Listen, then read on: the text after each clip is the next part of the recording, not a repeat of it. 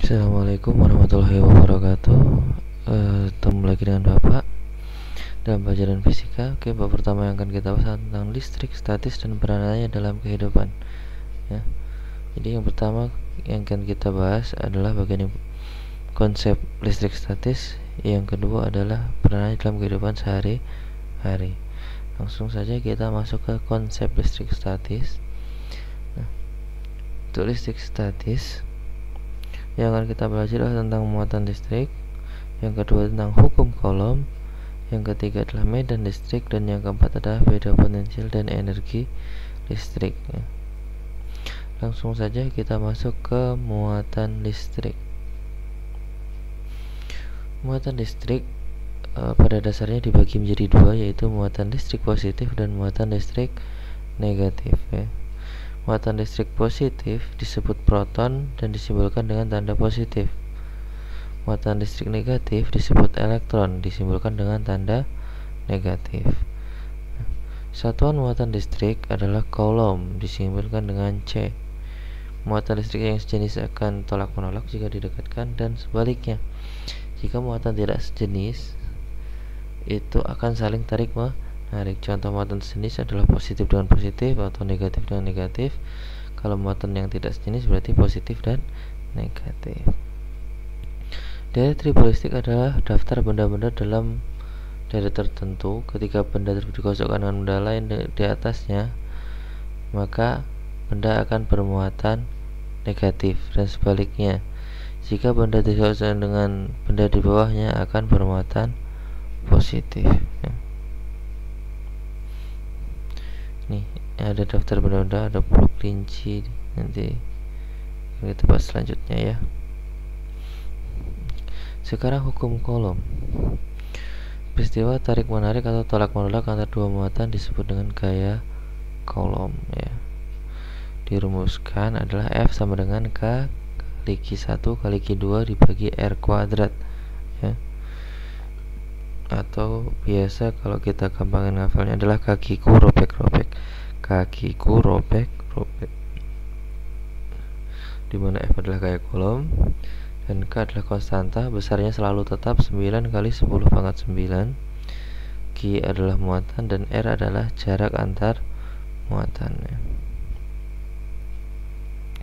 Oke, kita lanjut ke contoh, ke medan listrik dulu. Nah, medan listrik adalah daerah yang dipengaruhi oleh sifat kelistrikan. Nah, jadi daerah sekitar listrik. Sifat kelistrikan dapat ditunjukkan adanya garis-garis gaya listrik. Nah, yang perlu kalian perhatikan, jika di sini positif, maka panahnya akan keluar ya, keluar ke sana maupun ke sana. Dan untuk negatif, panahnya akan ke dalam. Jadi untuk mengamati nanti seperti itu. Jadi kalau negatif panahnya ke dalam, kalau positif panahnya ke luar. Dirumuskan E sama dengan F per Q atau sama dengan K kali Q per R kuadrat, dimana E adalah kuat medan listrik, simbolnya Newton per Coulomb, N per C, dan F adalah gaya, Q adalah uji atau muatannya, R adalah jarak antara kedua muatan ya. Kemudian ada beda potensial listrik ya. Beda potensial listrik itu ya, perbedaan tegangan antara ujung-ujung listrik ya. Disimbolkan V sama dengan W per Q ya. Dimana W itu energi listrik, Q itu jumlah muatan, V itu adalah beda potensial. Nah, ini contoh perhitungan hukum Coulomb. Nah, ada dua buah benda A dan B, masing-masing bermuatan 8 mikrocoulomb dan 6 mikrocoulomb ya. Ini bacanya mikro, ada U, ada ujungnya ya. Gaya yang timbul saat kedua muatan dekatkan adalah 270 Newton. Nih gaya Coulombnya F ya. Jika konstanta nikahnya sebagai semuanya, hitung jarak kedua muatan. Nah, dirumuskan tadi F sama dengan K kali Q1 kali R Q2 per R kuadrat ya. Yang ditanya adalah R karena jarak ya.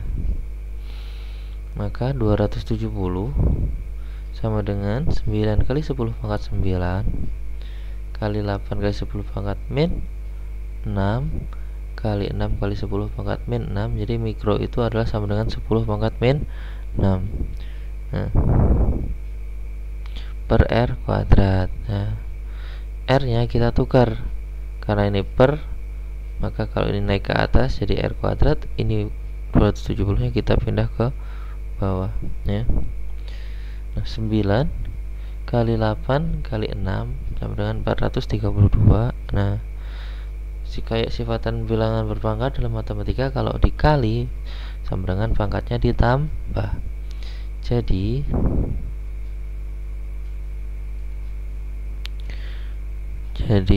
ini 9 ditambah min 6 ditambah min 6 jadi berapa?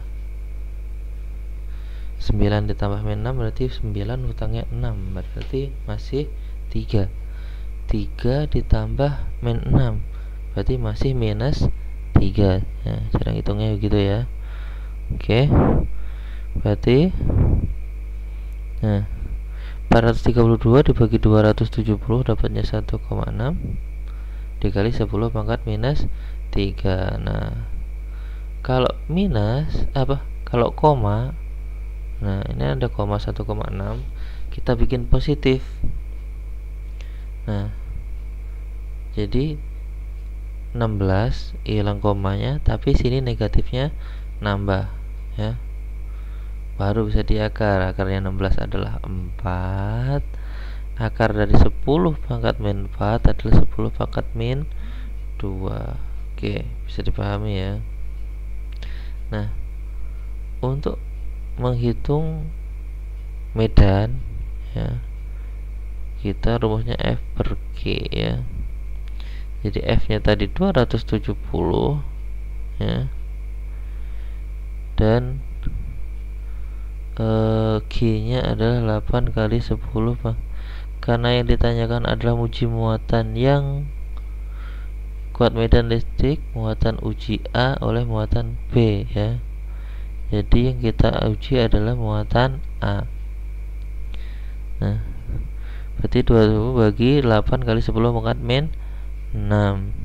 Nah, 270 bagi 8 dapatnya 3375. Nah, pangkat negatif kalau naik akan menjadi positif ya, seperti sifat dalam matematika yang sifat ke-6 ya. Jadi kesimpulannya jarak dua muatan adalah 4 kali 10 pangkat min 2 meter atau 4 cm nih. Kalau dibikin kan ini ada 4, 10 pangkat 2 itu berarti 0,04, artinya ada 2 angka di belakang koma ya. Nah, kemudian muatan yang dihitung, muatan yang dirasakan adalah tadi kan 270. Nah, 270 ini kan dihitungnya 27 dibagi 8 dapatnya 3375. Nolnya ini buat nambahin 1 ke sini ya. Jadinya pangkat 7 tuh.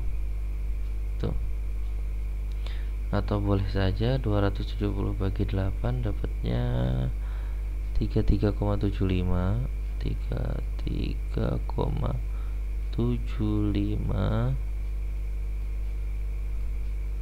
kali 10 pangkat 6 gitu ya. Baru kalau dibikin lagi 3,375. Nah, ini kan maju 1 komanya buat nambahin sono, jadi 7 pangkat 10 pangkat 7. Nah, oke, lanjut.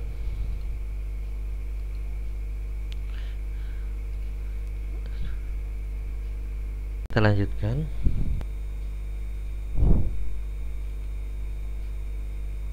Nah, kita hapus dulu.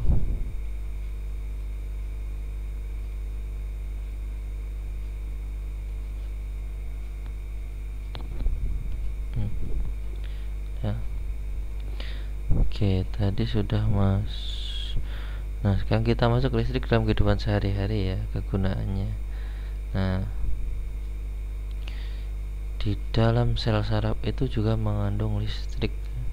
Nah, jadi ini sel saraf, mungkin kalau nanti kalian udah belajar biologi ya, ada dendrit, ada nukleus, nih inti sel, ada sel squam dan sebagainya. Nanti silahkan kalian pelajari, ini bagian biologi.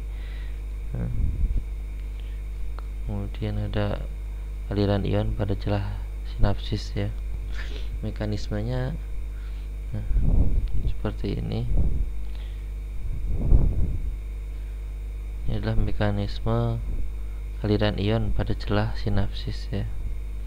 Oke, kita lanjutkan. Nah, hewan-hewan listrik ya, pasti kalian sudah dengar pada hewan-hewan yang mengandung listrik. Nah, ada ikan belalai gajah, ikan pari listrik, ikan hiu martir, lele listrik. Nah, pokoknya ada listrik-listriknya, kalau kalian pegang pasti kesetrum. Kalau nggak percaya coba aja ya. Oke, lanjut. Nah, penggunaan listrik dalam kehidupan sekitar, listrik statis ya, dalam lingkungan sekitar. Penangkal petir. Nah, pernah lihat penangkal petir?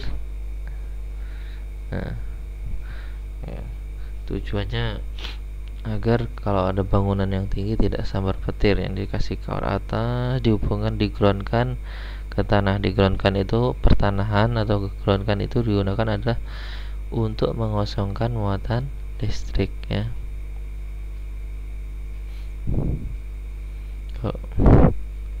Kemudian pengecatan mobil. Nah,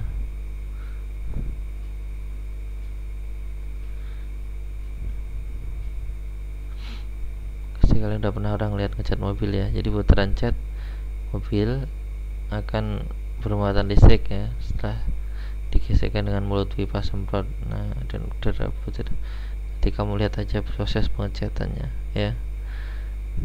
Oke, ini penggunaan listrik dalam sekitar ya, listrik statis.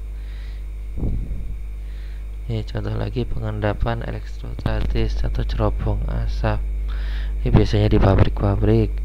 Kemudian mesin fotokopi itu menggunakan elektrostatis ya. Kira-kira sekian untuk listrik statis teorinya. Nanti pertemuan kedua akan kita bahas tentang perhitungannya. Nah, oke, sekian dulu. Assalamualaikum warahmatullahi wabarakatuh.